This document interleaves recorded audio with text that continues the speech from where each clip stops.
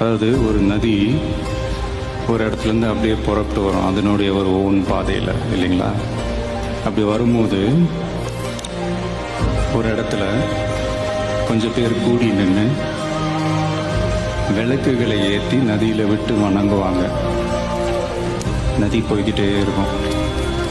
இன்னொரு இடத்துல சில பேர் பூக்களை தூவி நதியை வரவேற்பாங்க. நதி போய்கிட்டே இருக்கும்.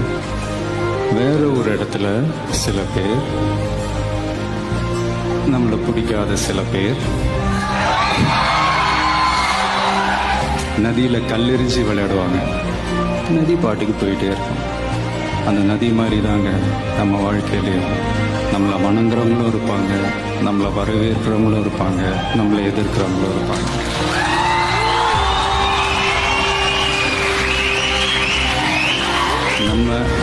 நம்ம வேலை, நம்ம கடமையை செம்மையாக செஞ்சுட்டு அந்த நதி மாதிரியே போய்கிட்டே இருக்கணும்.